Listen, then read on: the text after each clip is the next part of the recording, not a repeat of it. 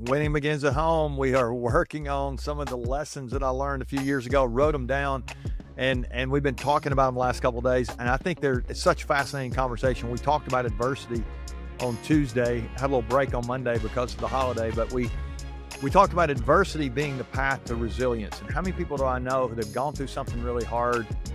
Saw this just, I don't know, a couple of weeks ago, the old FedEx Cup, the golf deal. Tommy Fleetwood won that. And I was thinking about how that really ties into that lesson, because I think he'd finished in the top 30 times over nearly 100, I think it was 164 tournaments he'd been in, and he'd finished in the top 30 or top 30 different times, but never had won. I think he'd been the runner up 4 or 5 times, but he just kept, beating his head against that, can I win? Can I win? Can I win? And that adversity, he talked about how it made him more resilient, made him better. And he ultimately was able to win. We talked yesterday about disruption creating permission. And I gave you the example of my daughter who got married when COVID was going on. It was just a crazy time. And she was asking me, can we do this? Can we do that? And like, this is about you. This is not what everybody does traditionally at a wedding. And she's kind of her own thinker anyway. Sometimes I love that about her. It's one of my favorite things. And so I want to just encourage you, again, go back and check those 2 episodes out. Disruption creates permission. But one of the things that hit me the most during COVID was this idea that we are what was it? The term was social distancing. Everybody was social distancing. And I was reminded during COVID that isolation leads to depression. Isolation leads to depression. So many people who are in a situation where they're feeling depressed, it oftentimes, and again, I've said this before on the show, I'm not a clinic, I'm not a doctor, I can't help you with depression. I say I can't.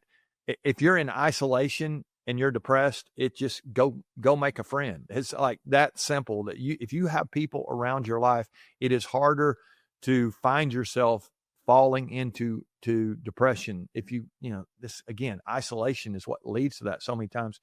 And this is a really big deal. 1 in 3 now, I saw some statistics a while back. 1 in 3 people are struggling with mental health, stress, anxiety, depression kind of stuff. Maybe it's at a clinical level. Sometimes it is, and we need help. But sometimes it's just because we have detached ourselves from people. We are so locked in to screens and scrolling all day, and we're touching our phones relentlessly. And we have this illusion of community, but it's really not, we really don't have community. And so I want to challenge you today. If you've got these places or these pockets of loneliness going on, maybe it's because I've allowed myself to isolate from the people who really do care about me, or the people that I care about. And so I want to encourage you today to make sure that you are living your life in community. You have people who are friends. You have people that you're doing something for. You're even people that you're not expecting anything from, but you have this community around you who really does care about you. And it's amazing what happens. It actually begins. I mean, the research would show, when you start doing things for other people, you start encouraging others, you start appreciating others, you start thanking others, joy actually comes back into your life. It's amazing. It's like a miracle drug when you think about it. And so this idea of loneliness and depression, it is such a sad, part of our culture right now, but so much of it is because we're in isolation. And so here's today, a couple things I'd say to you. If you're alone, go find a friend. I mean, that would be number one. But I would also say, for those of you who are not alone, people though who are lonely, be a friend. Be someone who reaches out to somebody if you have a question, you have a doubt. And I think it's so important for us to not be socially distant, right? I mean, really, I think they should have said physical distancing at that time, not social distancing. To me, you can be physically distant and emotionally connected. And yet I don't know, if you're not emotionally connected, I don't know how you can stay at a healthy place emotionally. It just becomes almost impossible. So let's make sure that we're emotionally present, right? We can be physically distant, but back then, but we need to be, and this happens now. And I even bring it up now because we're we're so online. We're we're Zooming meetings here and there, and yet we can do this. I mean, I was traveling last week, and I was able to FaceTime some of my grandkids and have a conversation with them. And you can be physically distant, but emotionally present. You're again leaned into those relationships that matter most. So who is it today that comes to mind that, might be lonely, and maybe there's areas again in your own life where you've isolated yourself. I've heard people say for years it's lonely at the top.